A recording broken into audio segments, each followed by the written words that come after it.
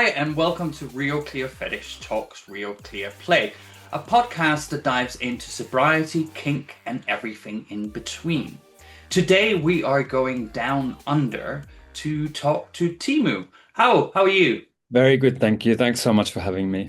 And welcome to the podcast. It's been a while since I've been to Australia. Oh, you have been here though.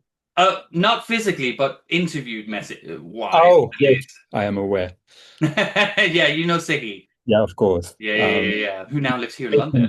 Yeah, miss him dearly. Oh, he misses all of you as well. There's no doubt about that. Like with every episode I do four standard questions at the start, and then we'll just see where the conversation goes. So to start with, names, pronouns, and title. Timo Rissanen and pronouns he, him, and I don't really prescribe to any titles. I mean, there's in some dynamics or relationships there might be some, but generally, I, you can just call me by my name, Timo. When I say title, I mean like also like titles. Oh, yeah, I am Sydney Mr. Leather 2024. So I stepped down a few months ago and had an amazing year as Sydney Mr. Leather. It's always nice to have a title holder on the podcast. Next question, can you tell me a little bit about yourself? So I am originally from Finland. I moved to Australia almost 30 years ago in 96. And I moved here for a man, but I told my parents I moved here to study. And I studied fashion and textile design here and then worked in the fashion industry for about 10 years. But during that time, I started my PhD and then sort of slowly moved into academia. And I've been a full-time academic now for, gosh, 16 years, I think. Lived in New York for 10 years and moved back to Australia 5 years ago. And then, so that's the professional side. Leather has been a kind of a long-term relationship in that I went to my first leather party in Helsinki in 93 when I was 18, got completely freaked out and didn't go back. The funny thing is I am now a member of MSC Finland and it was one of their parties. So it's nice to kind of be back. I did go to, engage with the scene here in the early 2000s. But again, it was, and we'll probably come back to shame, but like shame is kind of the thing that I've really had to deal with. Because also in New York, when I moved there in 2010, I hung out at the Eagle quite a lot in the first 2 years, but that's also connected to my sobriety. So we'll come back to that as well. And then in the last 5 years, since moving back to Sydney, that's when I kind of knew like this, I am very attracted to this.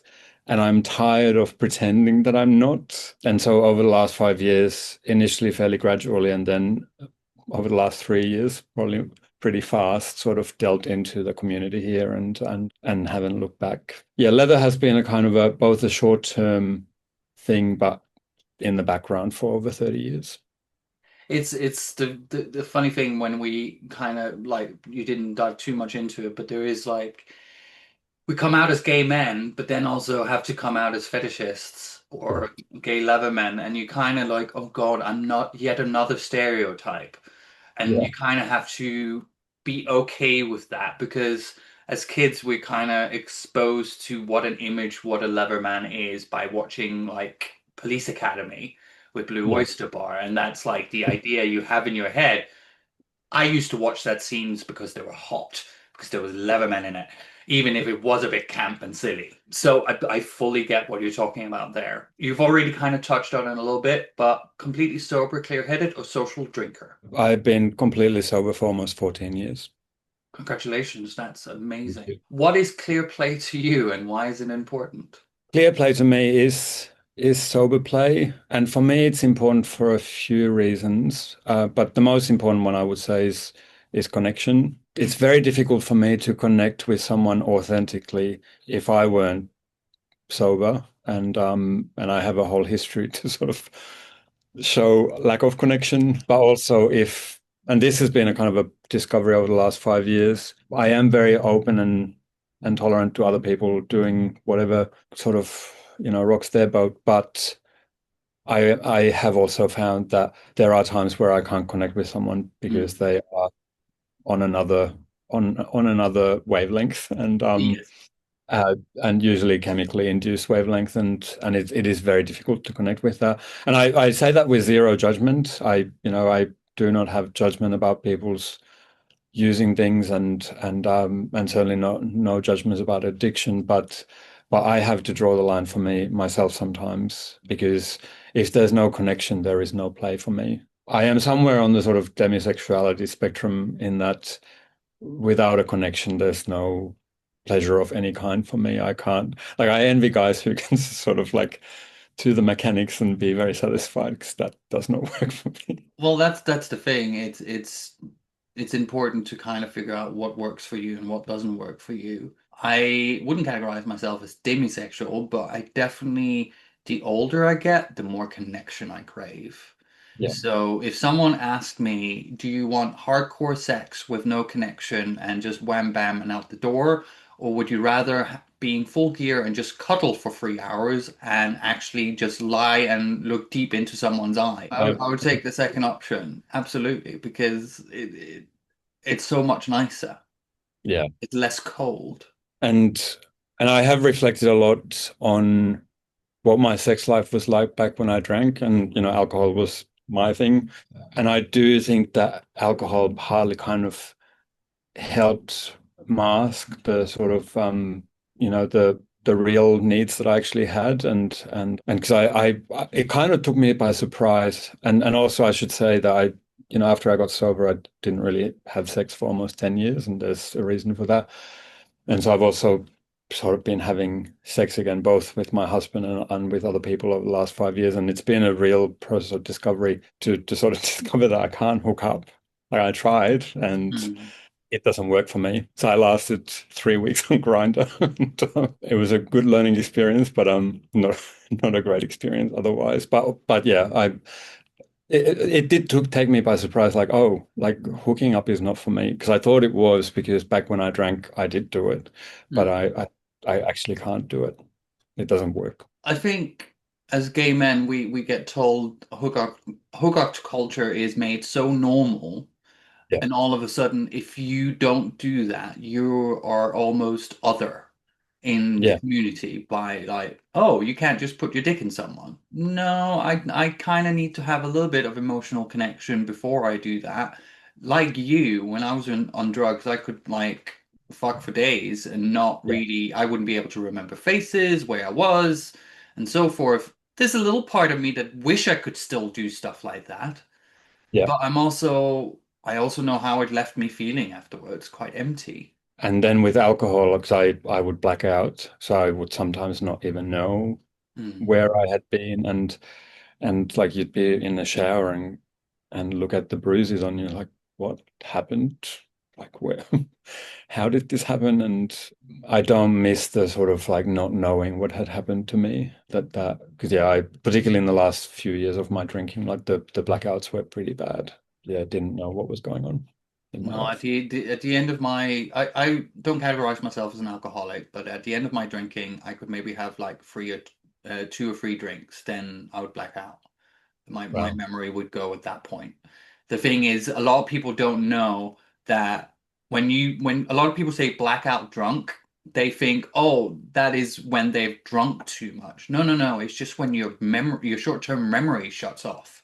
Yeah, You're functioning, you can be completely there, but your yeah, memory is just the memory stick has been pulled out. It's not layering anything. So you don't actually have to drink very much for that to happen. So yeah. there is this notion that blackout drunk is you have to be falling all over the place. No, not at all. Yeah. Mind you, I did do that too. Okay, fine, fine, fine. But it's just more there's different version of what a blackout drunk is. Yeah, And yeah, for me at the end, but that's combined with drug taking as well. yeah, I could have like two or three drinks and I would start forgetting stuff the next day. yeah, yeah. At least at the end of my using. So you mentioned you're from Finland. So you I would like to explore like what was the scary bit of the 18-year-old going to the first leather club? What happened? Because I was 18. No, I was 20 when I went to my first leather club, SLM Aarhus. I did not get scared. I got fucked by the president in the basement. But what was going through your head the first time you went? And actually, I don't know that scared like was the right word that I used. More so, I think the thing that came up now that I think like when I look back Mm, is a kind of a shame, like that, wanting to admit that yeah, I'm into this. And also, I mean, there was also a part of like, I don't fit in here because the friend that I went with, like, we had to do a bit of negotiating at the door. They nearly didn't let us in. Part of the reason was that I was wearing too much hairspray. And like, I look at photos of myself at 18 and I do not disagree. And like, just for health reasons, I think. Very But highly flammable.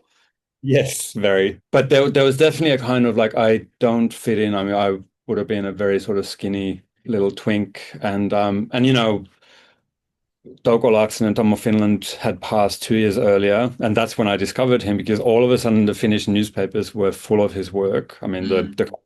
the work that you could be published living in this small country town in Finland, and to saw a very different version of what I had imagined gay to be, because the image of gay men wasn't particularly positive. I mean, we were seen as sort of weak and feeble and effeminate, and I want to say like there is absolutely nothing wrong with being effeminate. Like, I mean, I wear heels and corsets even as a leather man, but you know that kind of effeminate side of us was portrayed as a negative. And then to see this other kind of version of gay men, and also you know there's all kinds of I think problems in Tom's work, and there's other scholars who've discussed that, but nonetheless, like it is work that brings a lot of us joy. And the thing that I loved about it, even at 16, was the men in his artworks were having a great time. They were very happy with themselves and with each other. And that has always stayed with me. It's like I want to find these people and I feel like I have, particularly over the last 5 years. Like I have found them. Took me a while, but like I've sort of skirted around the community, but now very much in it. I think even at that party, like I just this feeling that I still wasn't good enough. And even though nobody was actually like, other than the kind of question at the door, like nobody was mean or anything like that. And I even like, I'd forgotten, but I actually kind of was seeing a leather guy for a little while afterwards. Like it was a fairly casual thing, but nonetheless, it went for some months. And so, yeah, it's always sort of been there, but yeah, it took a long time to sort of get rid of the shame and say like, I am into this, because even just admitting that like you have a fetish for something, like it's seen as deviant, and I mean, I embrace the word deviant now, but again, that took a while. Like it's taken a few decades to sort of settle into being completely comfortable with myself and accepting with myself and loving myself the way I am. Is there any, just say if this is too personal, but is there a reason it's taking this long to kind of get to a point where there is self-acceptance and self-love for yourself? Yeah, look, I do think that it's at least in part connected to drinking, and the way in which for me alcohol masked kind of the like it was a way sort of not dealing with things. Hmm. And you know, I come from a country that at least when I grew up, you know, the drinking culture was really heavy. I got drunk first time when I was 15. I drank a bottle of vodka, or actually not I'm even vodka, it was Koskenkorva. I'm from Denmark, so I can only nod agreeingly to what you're saying. A very heavy drinking culture, and yeah. I was late out the gate, and I didn't start drinking before 15, 16. All my friends had started at 12. And for the longest time, it was more like binge drinking. Like I wouldn't drink every day, but then like on weekends, I often would overdo it. And I think like looking back, it definitely certainly like in my I would say into my later 20s and into my 30s, it started to become a mask, like a kind of a way out of like dealing with myself in many different ways, not just with fetish, but many other aspects of my life. So yeah, while I've been sober for 14 years, I think the sort of most intense period of like self rediscovery or discovery for the first time in some ways has been in the last 5 years. And that's to do with things that happened in the last year of my drinking. You know, I'm happy to talk about it. I don't know what topics are there topics that are off limits on the It's podcast? more what you're comfortable with. Yeah, look, if I mean, you know, I'll say just the content warning that, you know, I will be talking about sexual assault, but I was raped by two men in the last year of my drinking, and for the longest time I blocked it out. Like I didn't forget it, but also like it's amazing how the mind can kind of like take something and sort of put it aside and pretend it's not there. And it was almost 10 years later, or 9 years later, that like one day it just sort of hit me, and this is about 4 or 5 years ago, where it was like, yeah, that happened to me. And even though the night itself was very hazy, I mean, and it happened partly because I passed out, and when I came to, I was being raped. So one man was holding me and the other one was raping me. And I have a vague recollection of where I met them. I have no memory of coming home or how I got home from there after I left.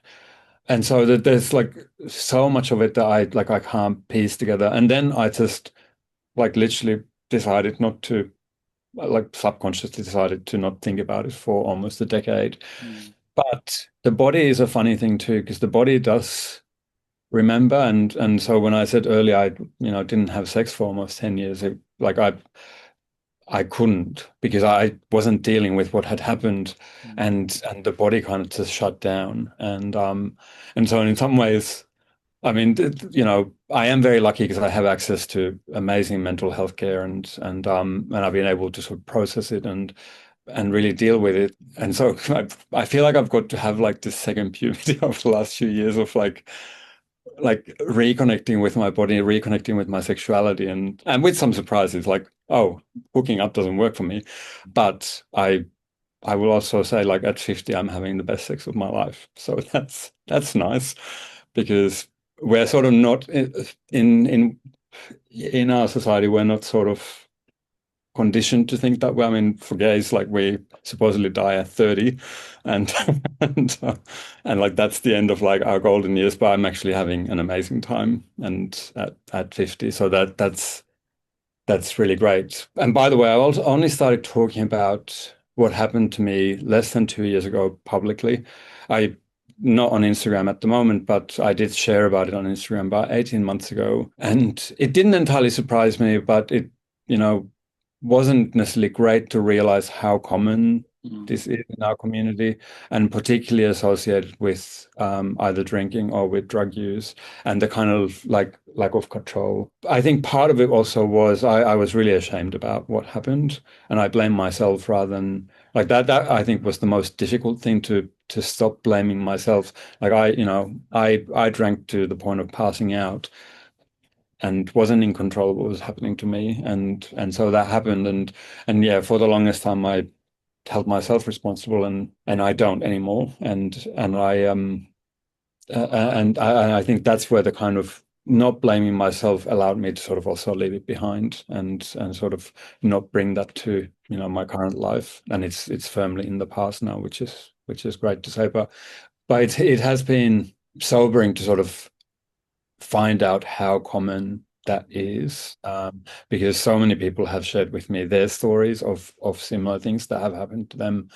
And to me, that's the reason to talk about it. Like it is sometimes, that there is a risk of kind of it becoming sort of trauma porn, like, you just sort of, and I try and be mindful about like when and who with I share about it, but also if we don't talk about it, like there is no chance of it like stopping happening. And yeah, I because of that, consent is a big thing for me. And but also I think it's made me also sort of reflect like where I've been a bit messy with consent, even before I got sober, but also since then, because there was that 10-year period where I wasn't even dealing with what had happened to me, and not that I was having sex, but there's kind of other ways in which you then start like that sort of violation like starts to play up in other ways in your interactions with people, and it might not be consent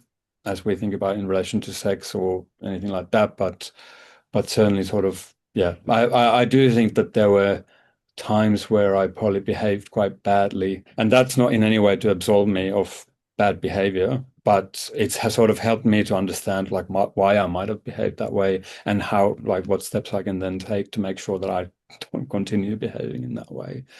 But yeah, I do think that it is important in our communities to talk about these things in ways that hopefully don't re-traumatize people that might be traumatized already, but in ways that can take us forward as a community and be a better community and a kinder and gentler community for ourselves.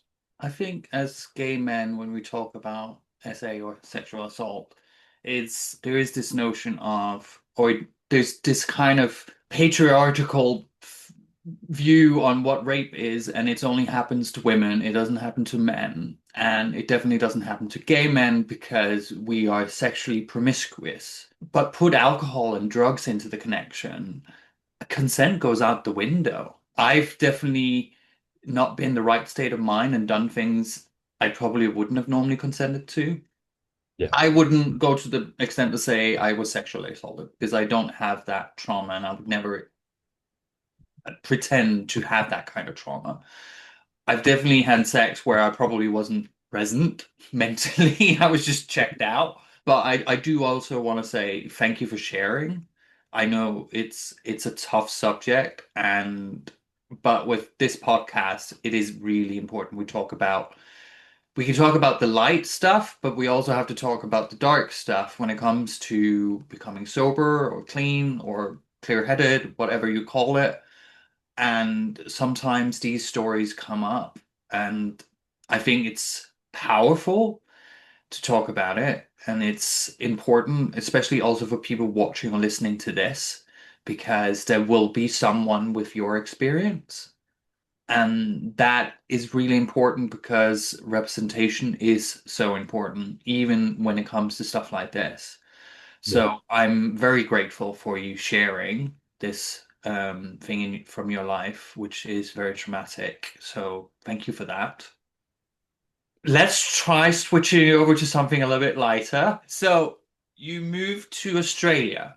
You say for education to your parents, but it was actually for love. Can I It was. ask the love, is this your husband or is this someone else? It's someone else, and like this really gives you a sense of how old I am because we met through a newspaper ad, which like I think for the young kids is like they probably barely know what a newspaper is. But back in the early 90s, there were all these free newspapers that you could pick up in bars and things and they used to have this personal section that was syndicated throughout Europe, and you could put an ad in and then like tick boxes for the countries that you wanted the ad to appear in. Like I guess this was kind of a like a brie grinder thing, but like I've been meaning to ask Chris, we're still friends, because I can't remember if I put an ad in and he responded or if I responded to his ad. I do know that I was drunk when it happened. Because I was with the same friend that I went with to the MSC Finland party, not the same night, but I remember us fumbling around with this newspaper. Anyway, we started writing. He was living in London at the time, and he was in the process of moving back to Australia, and he came and stayed in Finland for 2 weeks. And by then we'd been writing for about 6 months, and so it was like just love. I still had to do my national service, so it was another year and a half before I could actually move. So I was still in high school when we started writing. I was kind of like determined to like get out. I don't know exactly why. I mean, at 18, you have all kinds of ideas about life and the world and whatever. And I didn't particularly like Finland at the time. I love it now. Like absolutely love my home country now, but I didn't at the time. Not that I had this grand plan to move to Australia, but yeah, we met through an ad, met and fell in love and moved to Australia. He was 8 years older, so that I think sometimes created tensions. I did study. I did do a 4 year degree, and it was the year after I'd graduated that we sort of went our separate ways. But like I said, we're still friends. And I met my husband almost 2 years after Chris and I had broken up. But I've been with my husband for 24 years now too. So, Lovely. but and married for 14. And plus I'm poly, so I have a few other relationships. There's a sprinkling of people in different ports. There are, including here in Sydney. So I have over the last few years tried dating with my husband's blessing. Like I came out to him as poly about 5 years ago, but didn't really sort of start doing anything about it until just over 2 years ago. And it's been, yeah, a whole other process of discovery. I do love Australia as well. Like it has been my home for I forget now, almost 20 years in two stints. So 14 years Mm. when I first moved here, and now just over 5 years since moving back. So closing in on tw about 20 years, I think, living here. And yeah, with 10 years in New York in between. So how have you found navigating, because it's become much more common now, doing poly relationships. How have you found navigating that with, for example, your husband? Because it is poly is built on trust, boundaries, communication. Yeah. How have you found navigating that? Look, my husband is amazing. He doesn't see himself as poly, but he's been incredibly open and generous in allowing me to explore that with, again, zero judgment. And it's not to say that it's been simple or easy. Like it has been many, many conversations. Like the first conversations probably weren't great. Like it's like, what's that? And like then he would look it up and go, oh, okay.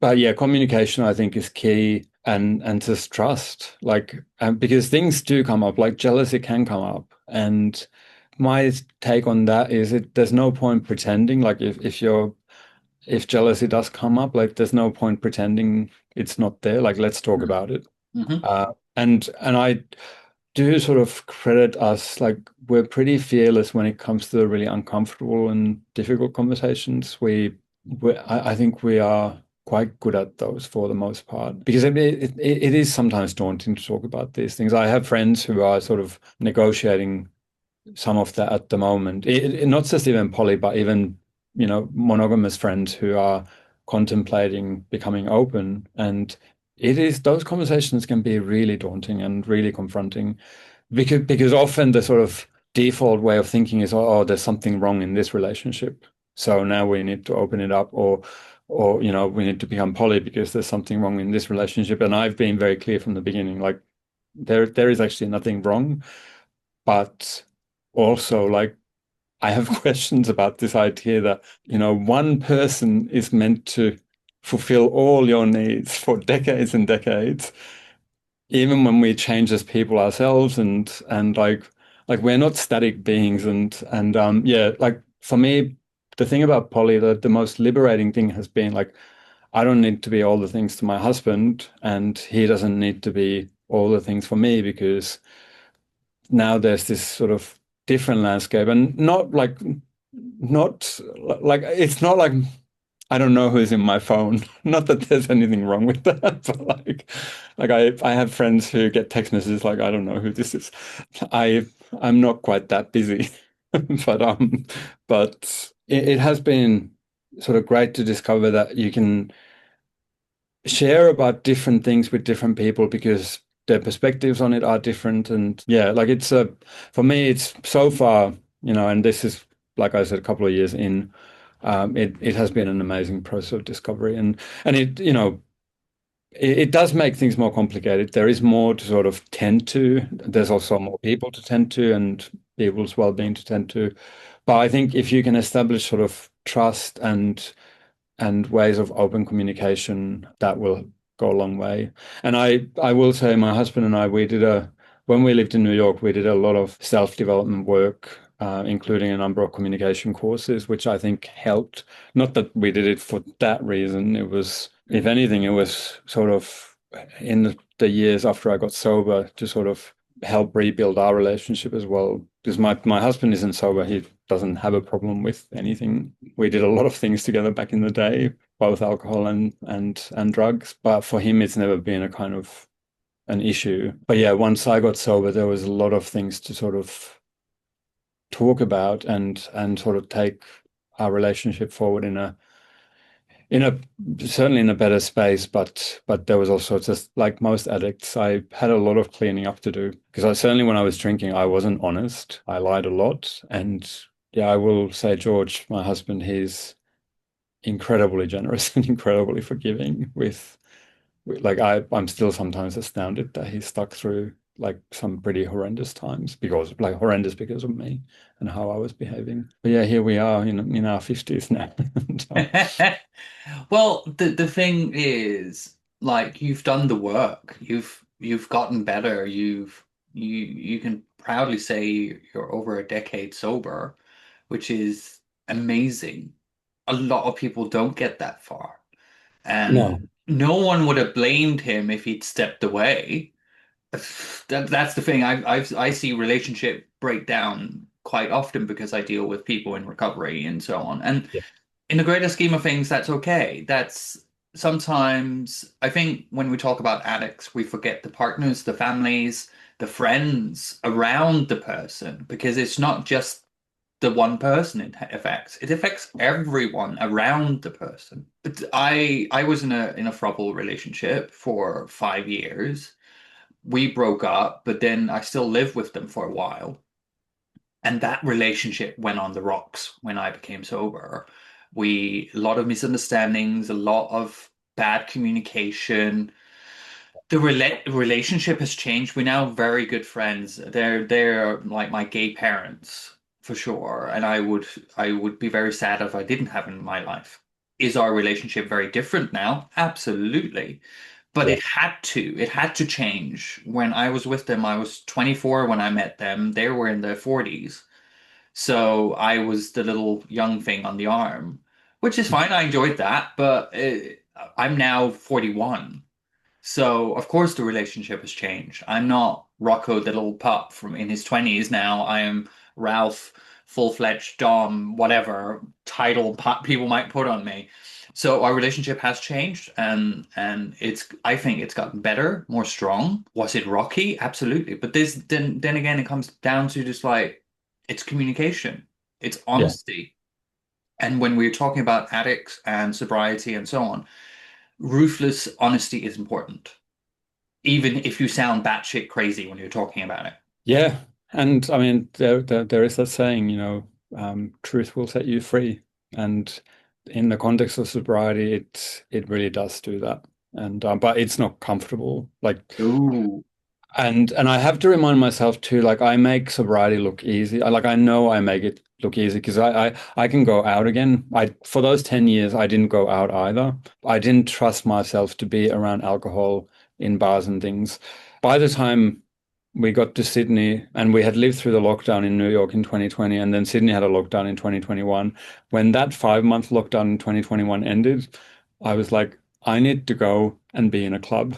Like I need to be around queer people on a dance floor in a club because I am done like sitting at home In a leather and vest with my shirt off. Yeah, absolutely. yeah, I make it very easy now to sort of be around alcohol, be around drugs, very secure in it. But like that first year was total hell. Mm. Like I think back to 2012, which was the first year that I was sober.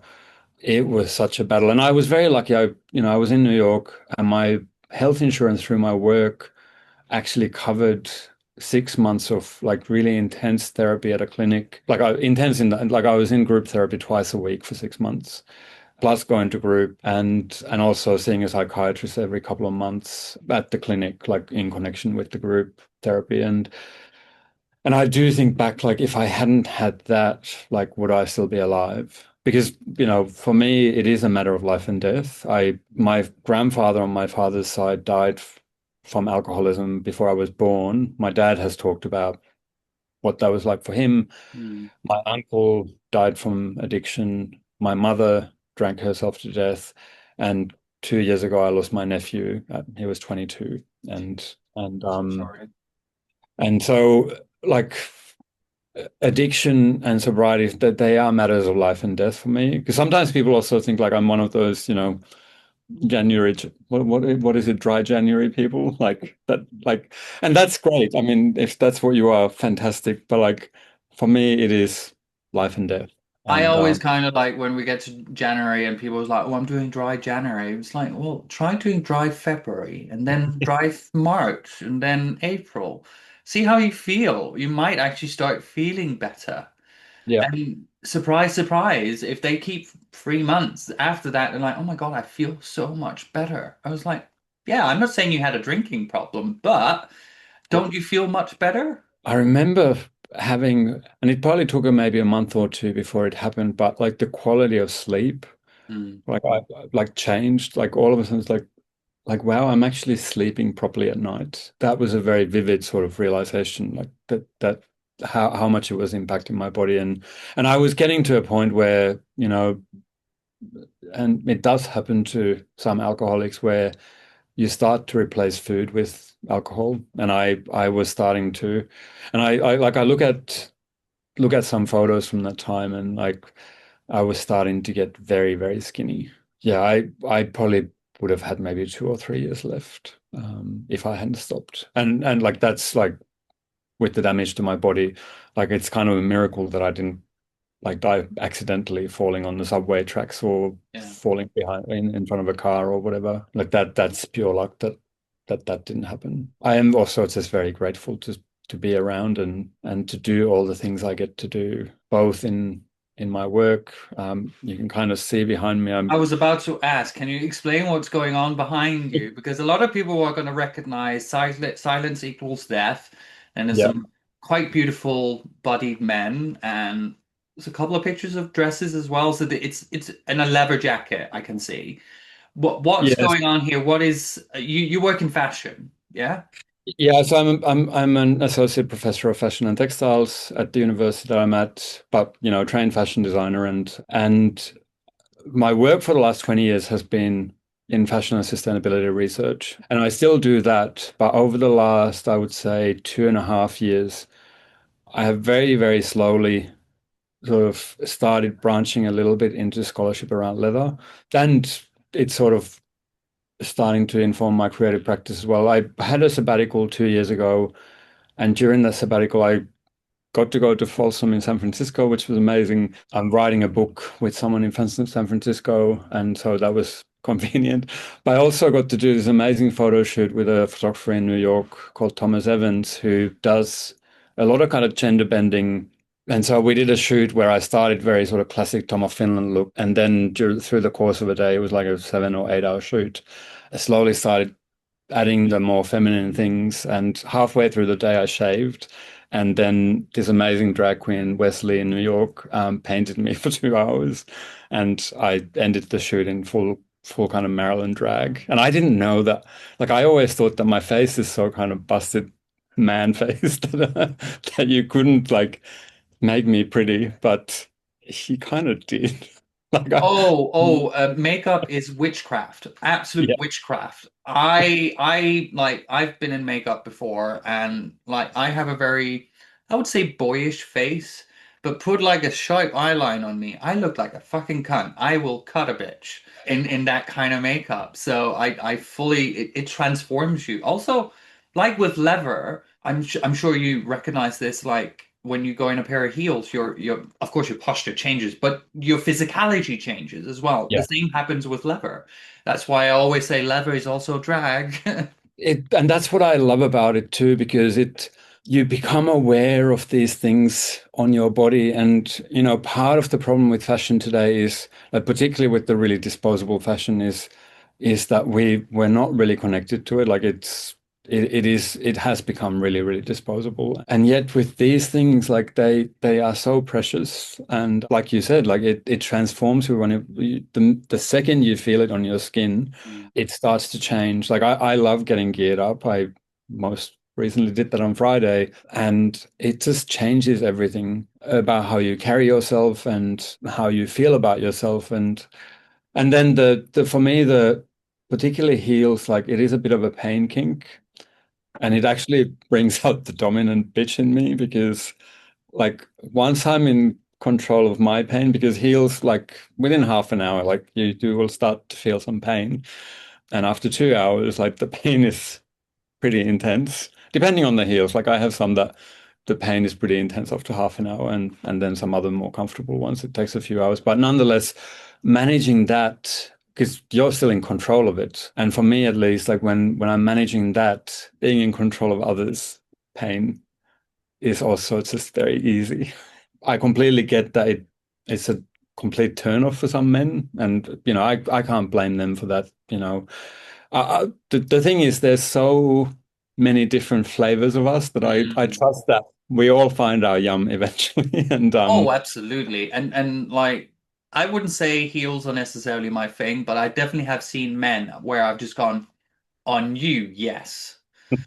And that's the thing. That's the beauty of exploring your sexuality and so on. I've also met big muscle guys who like wearing lingerie, and I'm not into lingerie at all. But because it's such a gender fuck on a big, beefy, roided person, it's kind of hot yeah, because it's the extreme masculine against the extreme feminine. yeah, and I do love playing with those ideas because ultimately, like, what masculinity means to me will be different to every other Mm. person. And of course there are overlaps, but to me that is the beautiful thing, and they are things that we can play with. But we also live in a world that has a lot of judgments about that. I do love that in our spaces, in our community spaces, for the most part, it is a safe space for experimenting, safe space for playing with those ideas. And so coming back to my work, I have my first article on leather in press. It'll be in a journal in the Netherlands called Apria. It's like an arts journal. But I end up writing a paper about the photo shoot and the sort of ideas around masculinity through my own lens. Like, I can't claim that I'm speaking for all leather folk. I'm not. It's very kind of personal take on masculinity through this sort of gender fuckery lens. Next year, so the board behind me is I've applied for a research scholarship with a museum here in Sydney. I actually do want to do the research whether I get the research scholar position or not, and I'm also going to be doing some work on title sashes and title vests because, like, from a sort of material culture perspective, I discovered that there's not a whole lot written about them. When I was wearing my sash for my title year, got very curious about this object that, you put it on and you walk into a space and like it changes how people relate to you, both for better and for worse. And like this object like has this effect both on you as you're wearing it, but also on other people. And then I started doing, looking for things that have been written about them. There's actually not a whole lot written about them. And so I want to do some research interviewing people initially in Sydney, but if all goes well, hopefully expanding overseas as well. But being an academic, I have to get ethics approval for doing that, and I should find out next week if I have it. So I'm looking forward. That's really fascinating because of course also different titles, different rules when it comes to the sash. Some you keep, some you don't. I didn't keep my Mr. Denmark title sash. That is stored somewhere. The sad thing is Mr. Denmark hasn't happened since me. I'm now pushing the club that just joined the ECMC here, full-fledged members again. I'm just like, you need to do the title again. Come on. And I've just like, I'll come and judge it. I'll come and host it. Come on.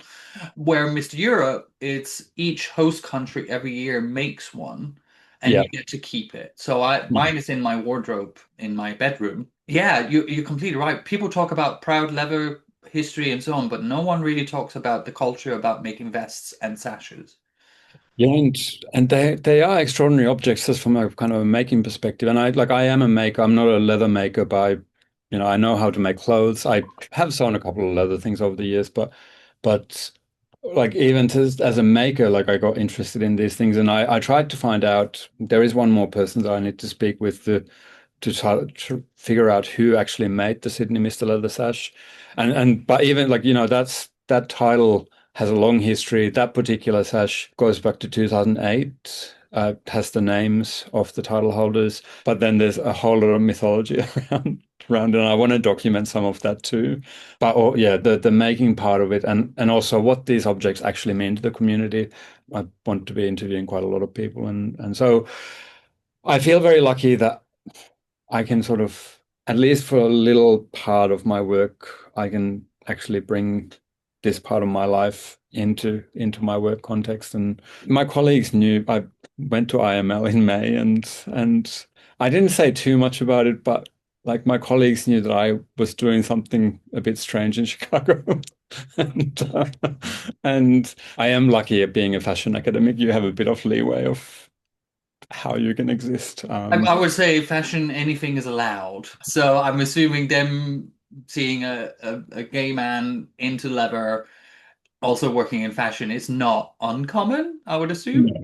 No, no. So that's amazing. How was your IML experience? How was your Um, title experience? my title experience was great for the most part because I really got to know the Sydney community even more through that year and fell in love with it even more. IML was a kind of a mixed bag. I mean, it is an amazing thing. Like I'm glad it exists. It's a beast of an Um, event. it is, and yeah, I'm still kind of like there were definitely parts of it that I don't think I enjoyed. I do want to go back as a non-competitor and actually Mm. just take it in other ways. And I was very lucky because there were actually four of us from Australia that competed this year, and we also had Segi as a handler, so it was really nice. And plus, about 12 people from Australia traveled to cheer us. So that's partly why I want to go back because it looks like there might be at least five Australians next year. So knowing what a difference Australian supporters means, I'll try and get there. But also, just selfishly, when I experience it as a non-competitor and participate in some of the other things that happen there that you can't participate in very easily when you're constantly sequestered. Like, go over there, move over there, pee now. I've I've done IML through three different lenses. First lens competing, which was back in 2009, so I'm like old. Wow. And then the second time was as a volunteer. I put wristbands on people's wrists when they went in. I think the funniest thing, don't take it as body shaming, but there was a big bear guy that came up, and I had to put two wristbands on his wrist because it just didn't fit around his wrist, and which like that was a bit funny.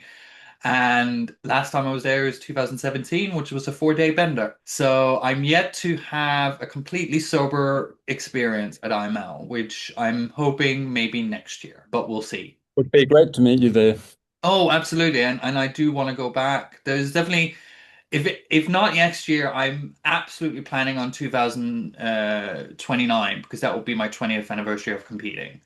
So Yeah, yeah. I will be there for that one. That is 100%. Something has to stop me from not going to that one because that anniversaries are quite important to me. So Yeah, they are. I mean, they help us make sense of time, and I'm and big also on that. as also I sometimes I do think about like where I was at in 2009 to now. I'm such a different person to that time. But IML is a beast of an event. Not everyone loves it. Not everyone hates it. Yeah. I think as Nordic people, when we go into it, it's quite overwhelming. It's very American. Yes. I was lucky enough because I was 24 when I competed, so I went in with big blue eyes, very naive, and kind of just went along with things. I'm assuming a little bit more experience might give a different experience of IML. I turned 50, I think, less than 2 weeks before it. And so the trip to Chicago was always, and we went to New York as well to catch up with old friends afterwards. So that was part of my 50th celebration. But also, I will say something happened in Sydney in the weeks, or really the month and a half before IML, where one member of the community kind of went on this social media rampage, initially targeting Sydney Leather Men, the organization that I represented in my title year that I'm now on the committee of. Then certain individuals connected to Sydney Leather Men. Then it's sort of like it was just this relentless like daily Facebook posts and in the week before I flew to Chicago, this person also tagged IML in their post and sort of there was part of me that expected to like arrive in Chicago and being told like you can't participate because of what this person is saying and Yeah. but they could see like the context of all of the posts from this person and saw that it was pretty unhinged and but yeah in some ways I that part of my Italia I don't feel like I've fully still recovered from like I still go to events and I'm sort of looking over my shoulder to see if that person is there. I mean nobody I know has seen them since about April. But and the posting they got blocked from all socials in May or June, and so they kind of have vanished. But so that all colored my IML experience as well. Also, I was really sick the week before I got Mpox like not long before. It was all kinds of complicated. And so I would love to go back to Chicago, not compete, not be sick, not be the target of like bullshit posts on social media, and just relax and really connect with people and support the Australians, but support everyone. I mean, it is an amazing kind of coming together. Yes, it is very American. Like there's a pageant part to it, but I kind of love that because It's a big pageant. Come on. Instead of bathing suits, it's jock straps.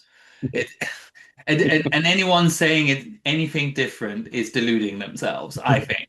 And I love it for it. It's camp as shit. it is. And It's that's the hilarious. fun. That's the fun bit of it. I love when people go outside the box when they go to these events. When I competed, I was only 24 with a very limited selection of gear. Yeah, So I love when I see outfits people wouldn't have thought of, yeah. made in leather. And I think that is you bring your best foot forward when you're there, and it is to represent what it is. Yeah, and I did love the diversity of our class. We were 68 competitors, and like the youngest was 21, the oldest I think was 76. That's You wild. know, every type of body that you could imagine. We had trans folks, we had non-binary folks. Like it was incredibly diverse in so many ways, and I absolutely love that about us. Yeah, I'm very grateful to have that opportunity, and I'm very grateful for the Sydney community because without them I couldn't have gone. And when I wear the medal to events locally, sometimes people kind of like a couple of people said like, "Oh, do you think you're better than everyone else?" It's like that's not why I wear this thing. For me, the medal actually represents the community because without the financial support of the community, it would have been very difficult for me to get there. Mm. It's very difficult. It's very expensive from Australia to travel to the States. I mean, the flights are really expensive, and then the exchange rate is like I remember being at LA airport with my husband. It's like we just paid $80 for two sandwiches and coffee is like 80 Australian dollars because yeah, the exchange rate was terrible. So for me, the medal, it really represents community support. And that's why I wear it when I go to events because for me, it belongs to the whole community. And It's also a lovely conversation starter. it is. So just to round the episode off, what is your favorite piece of leather? It would be one of my harnesses and the first jockstrap that I got for the fact that I fucked in them the most. Yay! We like that. We like that. That's amazing. If anyone wants to get a hold of you, where can they find you on socials? So I'm currently only on Bluesky, and it's Timo of Finland, whatever the Bluesky.social, blah blah blah. There's not too many Timo of Finlands on Bluesky, so fairly easy to find. I have taken a kind of an indefinite break from Instagram and Facebook, partly because of what happened earlier this year. But yeah, I'm on Bluesky. Please get in touch. Fantastic. And just to end the episode, is there any piece of advice you would like to give to anyone that might have connected to something you've said? I think be kind to yourself, be gentle to yourself, learn to forgive yourself for the things that don't really matter in the end. As far as we know, we get this one life. None of us know how to get through it, but I think together we can kind of figure it out and yeah, just go gently. Fantastic. Thank you very much for coming on. Thank you for having me. It's been a real pleasure. And that was Timo, and it was absolute joy to talk to him and talk about leather, fashion, anything really. And it just shows you where you can get to when you get to a point of where you choose sobriety and happiness and communication and being honest and open about who you are. So go out, have fun, because sober is sexy, and go out and have some kinky fun. And I'll see you in 2 weeks' time. Bye.